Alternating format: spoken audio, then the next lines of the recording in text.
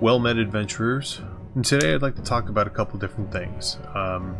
First thing I want to talk about right off the bat, and we'll try to keep this a little bit of a shorter video. First thing I want to talk about is adding religion and politics into your game. Now I know that in most campaigns people try to avoid the topic of religion and politics in their game, often because it's so controversial no matter what side of the fence you fall on. Just so touchy that most people try to keep that completely out of the game. Now, as far as your own personal politics, yes, absolutely, keep your own personal opinion as the dungeon master, or even as the player. Try to keep those out of the game as much as possible. However, that doesn't mean that religion and politics can't be in the game. In fact, one could argue that much of what Dungeons and Dragons is based upon is both. You have a lot of different religions that go into Dungeons and Dragons, or actually most role-playing games have some aspect of that. If you play Warhammer, technology is a religion. You could also argue that politics is a big thing, because a lot of times there's political conflict that happens in a game. So what I tell a lot of other dungeon masters is that it's really good to incorporate the critical thinking aspect of religion and politics into the game, but do not input your own subjective opinion about those things into it. Don't try to sway the story to bend to whatever side of the fence you feel would be best. Let the players decide. And a lot of times that internal struggle, because you'll have some players that probably lean towards one way and some players that lean towards another way, and so having that struggle can often lead to some really interesting role play. So what kind of specific examples are good? Well, you can implement the concept of the death penalty. So someone is being hanged for a particular crime. Well, you can bring in the concept of death penalty, and whether that should be considered moral, or whether for that subject or for the kingdom forward, and let your players really kind of discuss about how they feel about it.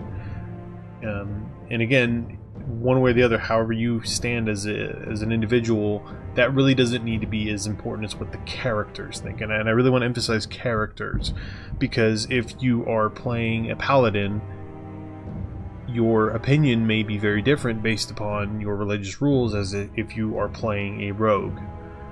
And that being said, again, you have to be a little bit tasteful and tactful about how you approach this topic, but that's a way to add those things in there. Politics. Oftentimes I like to add in certain political agendas into my games. In fact, I find that to be very interesting, because it gives players something that they can relate in their own lives, or things that they've heard in the news, into the game. Or you can often use certain personalities from politics and use it as a basis for characters that are maybe in some sort of secret council. So again, I tell most people that yes, incorporate religion and politics in your game, but don't incorporate your religion or your political opinion into the game. You really ought to bring those aspects forward when they're appropriate. But going back to what I said in the first video, make sure that it's something that's not off limits. Make sure it's something that everyone's okay with, because there may be some people that really do not want to explore these topics whatsoever, whether they are fictional, fantasy, or real. They have no taste into it, so just kind of read the room a little bit. So religion and politics, in my opinion, Dungeons and Dragons is made for it. But just again, not your personal religion, not your personal political stance. So just make sure that when you're writing how you want to illustrate that story, make sure that you're writing it in a way that takes you out of it. It takes you as the dungeon master. You are not going to be a part of that story. So there's no slants whatsoever. The other thing is inspiration. Not talking about inspiration in Dungeons and Dragons. I'm talking about inspiration as a writer, as a dungeon master. Oftentimes, you'll find yourself running into writer's block. Something you can't come up with an idea. And how do you get that inspiration back so that way you can make the most compelling game for your players. And what I tell a lot of people is you can either, one, just straight up rip off somebody else's material, and that's a little bit harsher than I would consider, but you know, you can read books, a lot of fantasy fiction, and take ideas and concepts from there. Drawing back on politics, you can take a political story that you heard in the news and make that be the basis of, you know, the scandal that's happening in the local council or what have you. That's a great way for you to start a story out and write what's going to happen, just evolve it out of there, just kind of spiral up and spiral out.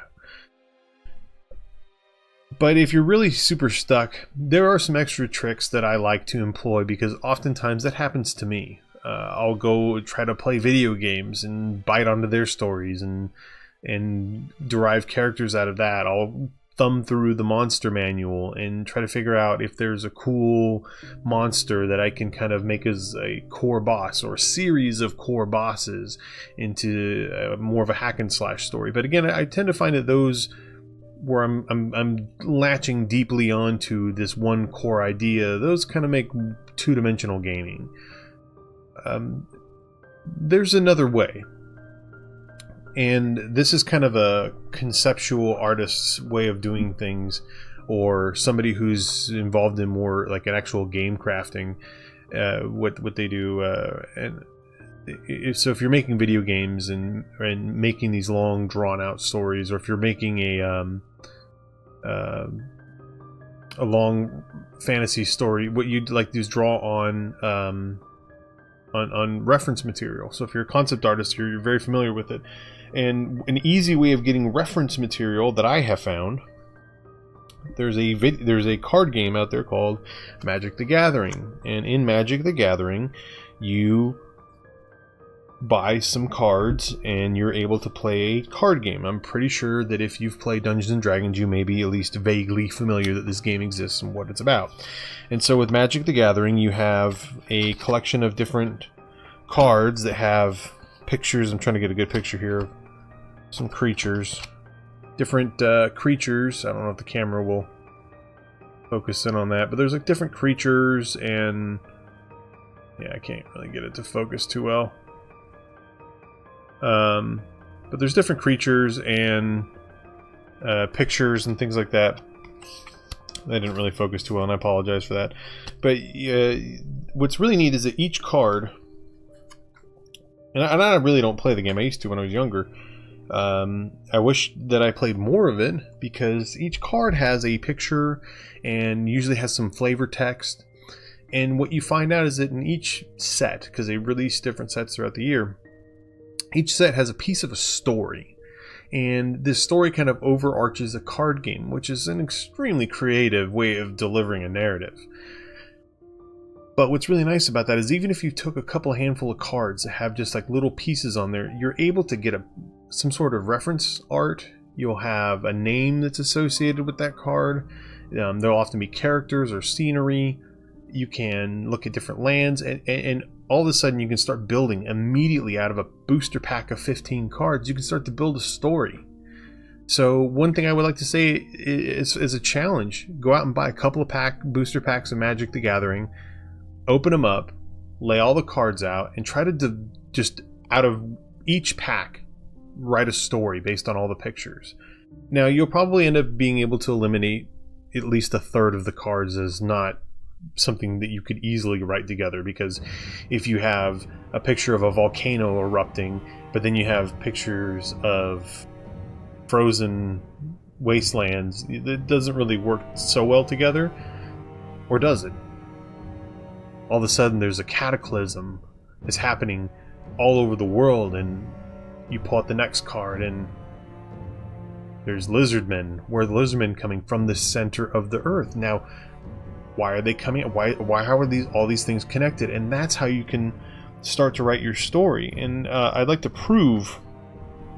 I'm going to randomly pull a few cards I have in here, and I'd like to prove my point a little bit. I'm going to pull 3 cards.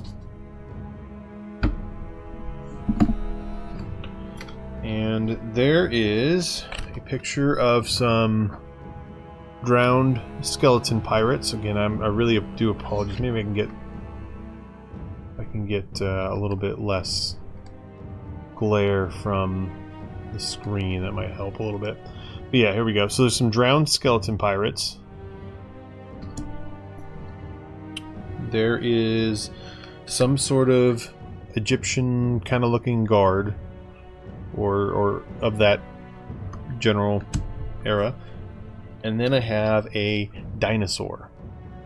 And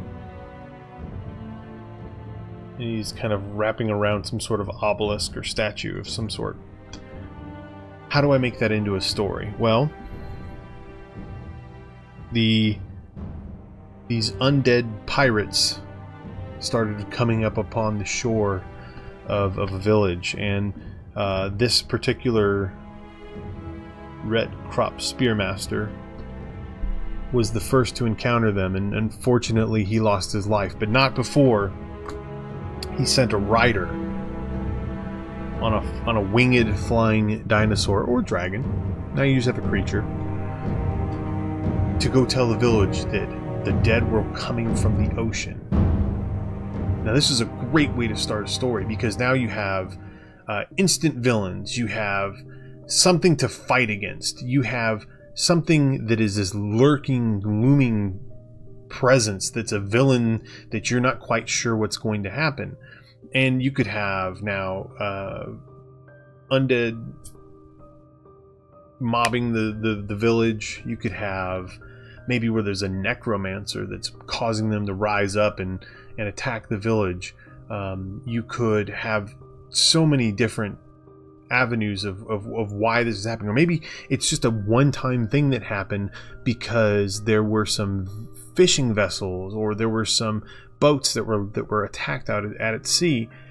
They defended themselves well, and on one of the corpses of the pirates is actually a note or a piece of garment from the town's print, or the town's leadership, or their son, or of one of the leaders there, and it's a recognizable purple cloth with the family crest sewn into it. So now is a question of whether this particular person of interest is still at sea, or if they was lost at sea. And so the heroes can now decide whether to follow back out to ocean where they were supposedly have this battle, and see if you can recover him, or at least recover his remains. And that's how you start your adventure.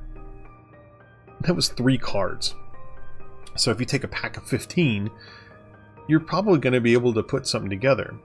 If you want to really make yourself a nice little list of suit bases for stories, take several cards, shuffle them all up, buy a couple packs, shuffle them all up, and then start drawing them out in 10 card increments or what have you, and arrange them out. So, and then there you go, you start writing your stories that way. So that's one great way for you to be able to get a little bit of an inspiration where you'd least expect it. And because you're relying on the randomness of the pack of the cards, you're never really sure exactly what kind of story you're going to get. But that's just a little extra tip there. So leave a thumbs up, comment, let me know what you thought, and we'll see you in the next video. Good night, everyone.